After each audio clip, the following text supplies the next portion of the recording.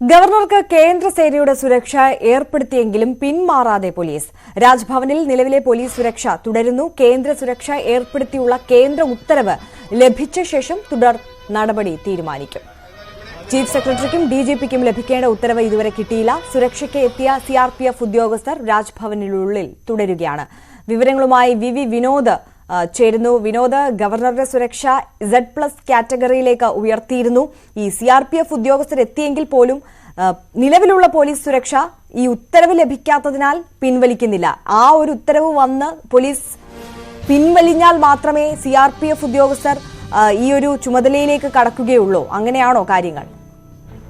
അതെ, ഗവർണർ നിലവിൽ രാജ്ഭവനില്ല, അദ്ദേഹം സംസ്ഥാനത്തുമില്ല. കഴിഞ്ഞ ദിവസം അദ്ദേഹം വൈകിട്ടോടെ ബാംഗ്ലൂരിലേക്ക് പോയി. ഇനി ദിവസങ്ങൾ കഴിഞ്ഞ് മാത്രമേ അദ്ദേഹം തിരികെ എത്തൂ.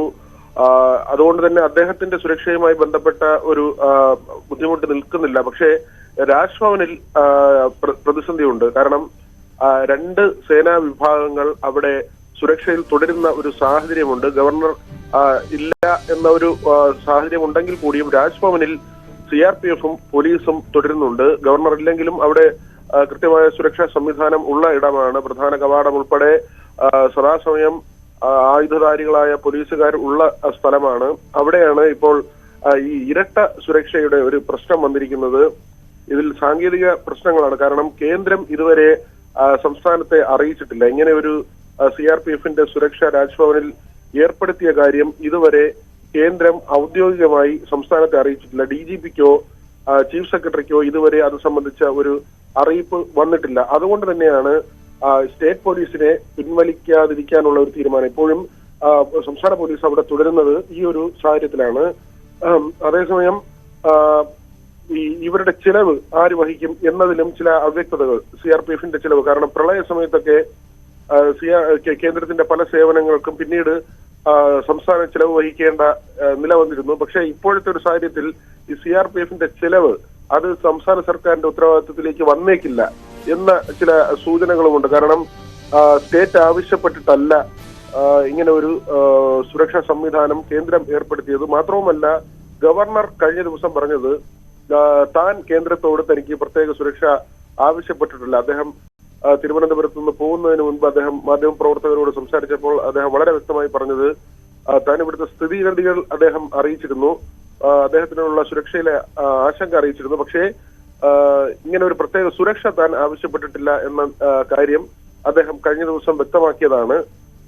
ഏതായിരുന്നാലും കേന്ദ്ര ആഭ്യന്തര മന്ത്രാലയം കഴിഞ്ഞ ദിവസം തന്നെ ചീഫ് സെക്രട്ടറിയോട് ഗവർണർക്ക് നൽകിയ സുരക്ഷയെക്കുറിച്ചുള്ള റിപ്പോർട്ട് ആരാഞ്ഞിരുന്നു. എന്താണ് കേരളത്തിൽ സംഭവിച്ചത്, ഗവർണർക്ക് സുരക്ഷ നൽകിയത് ഏത് തരത്തിലായിരുന്നു, സുരക്ഷാ വീഴ്ചയുണ്ടായോ, ഗവർണറുടെ വാഹനത്തിന് മുന്നിലേക്ക് ഈ സമരക്കാർ എത്തുന്നത് തുടരെ സംഭവിക്കുന്നത് എന്തുകൊണ്ട്, തുടങ്ങി വിശദമായ കാര്യങ്ങൾ ചോദിച്ചുകൊണ്ടുള്ള കേന്ദ്രത്തിന്റെ കത്ത് കഴിഞ്ഞ ദിവസം ചീഫ് സെക്രട്ടറിക്ക് ലഭിച്ചിരുന്നു. അതിനുള്ള മറുപടി നൽകേണ്ടതുണ്ട്. നേരത്തെയും ഗവർണർ പോലീസ് മേധാവിയോടും ഇതേ കാര്യങ്ങൾ ആരാഞ്ഞിരുന്നതാണ്, ചീഫ് സെക്രട്ടറിയോടും. അന്ന് അപ്രതീക്ഷിതമായി തിരുവനന്തപുരം പാളയത്ത് അപ്രതീക്ഷിതമായി സമരക്കാർ ചാടി വീണു എന്ന കാര്യമാണ് അതിന് മറുപടിയായി കൊടുത്തത്. പോലീസിന്റെ ഭാഗത്തുനിന്ന് വീഴ്ച ഉണ്ടായില്ല. മാത്രവുമല്ല, ഗവർണർ ആരോപിക്കുന്നത് പോലീസിന്റെ വാഹനത്തിൽ തന്നെ ഈ സമരക്കാരെ കൊണ്ടുവരുന്നു എന്നുള്ള ഗുരുതരമായ ആരോപണമുണ്ട്. ഇതിനിടയിലാണ് ഇപ്പോൾ ഈ ഇരട്ട സുരക്ഷാ സംവിധാനം എന്ന നിലയിലേക്ക് രാജ്ഭവൻ പോയിരിക്കുന്നത്. ഒരുപക്ഷെ ഉദ്യോഗസ്ഥർ അവിടുത്തെ സുരക്ഷയുടെ കാര്യത്തിൽ ഒരു സമവായത്തിലെത്തുകയും പോയിന്റുകളിൽ ഒരുപോലെ ഇപ്പോൾ തൽക്കാലത്തേക്ക് ഒരേ സമയം ഒരുപോലെ സുരക്ഷ നിർവഹിക്കുകയും ചെയ്യും. പക്ഷെ അത് വരും ദിവസങ്ങളിൽ എത്രമാത്രം മുന്നോട്ട് പോകും എന്നതിൽ സംശയമുണ്ട്. കാരണം സിആർപിഎഫിന് അവരുടേതായ ചില മാനദണ്ഡങ്ങളും സുരക്ഷാ രീതികളും ഉണ്ടാകും. കേരള പോലീസ് അവിടെ തുടരുകയാണെങ്കിൽ ഒന്നുകിൽ അവർ പറയുന്ന രാജ്ഭവൻ സുരക്ഷയിൽ തുടരുമ്പോൾ തന്നെ ചില പോയിന്റുകളിൽ നിന്ന് ഒരുപക്ഷെ അവർ ഒഴിയാൻ പറയുന്നെങ്കിൽ അത് ഒഴിയേണ്ടി വരും. അത് അവിടെയുള്ള ഉദ്യോഗസ്ഥർ തമ്മിലുള്ള ധാരണയുടെ അടിസ്ഥാനത്തിലായിരിക്കും. ഏതായിരുന്നാലും അത് രണ്ട് സേനകൾ ഒരേ സമയം ഒരിടത്ത് സുരക്ഷ വഹിക്കുന്നത് തർക്കങ്ങൾക്കും മറ്റ് പ്രശ്നങ്ങൾക്കുമൊക്കെയും വഴിവെക്കാനുള്ള സാധ്യതയുമുണ്ട്. ഏതായിരുന്നാലും ഇങ്ങനെ ഒരു സാഹചര്യമാണ് നിലനിൽക്കുന്നത്. കേന്ദ്രത്തിന്റെ അറിയിപ്പ് ലഭിച്ചാൽ മാത്രം അതിൽ നിയമപ്രശ്നമുണ്ട്. കാരണം ഇപ്പോൾ കേന്ദ്രത്തിൽ നിന്നൊരു അറിയിപ്പ് വരാതെ സംസ്ഥാന പോലീസ് മാറുകയാണെങ്കിൽ ഈ സിആർപിഎഫിനെ വെച്ചത് സംസ്ഥാനം അംഗീകരിക്കുന്നതിന് തുല്യമാകും. അതിന് ഔദ്യോഗികമായ രേഖയില്ലാതെ തന്നെ വിഡ്രോ ചെയ്താൽ സംസ്ഥാനം തത്വത്തിൽ അംഗീകരിക്കുന്ന നില വരും. പിന്നീട് ഒരുപക്ഷെ ഇവരുടെ ചിലവ് വഹിക്കുന്ന കാര്യത്തിൽ ഉൾപ്പെടെ പിന്നീട് കേന്ദ്രം കത്തയക്കുകയും ഇവരുടെ ചിലവ് സംസ്ഥാനം വഹിക്കേണ്ടി വരികയും ചെയ്യും. അത് വലിയ നിയമപ്രശ്നങ്ങളിലേക്കൊക്കെയും പോകാൻ സാധ്യതയുണ്ട്. ഒരുപക്ഷെ അതെല്ലാം മുന്നിൽ കണ്ടായിരിക്കും കേന്ദ്രത്തിന്റെ ഔദ്യോഗികമായ അറിയിപ്പ് ലഭിച്ച ശേഷം തീരുമാനമെടുക്കാനുള്ള സംസ്ഥാന പോലീസിന്റെ തീരുമാനം. ശരി, വി വിനോദാണ് വിവരങ്ങൾ നൽകിയത്.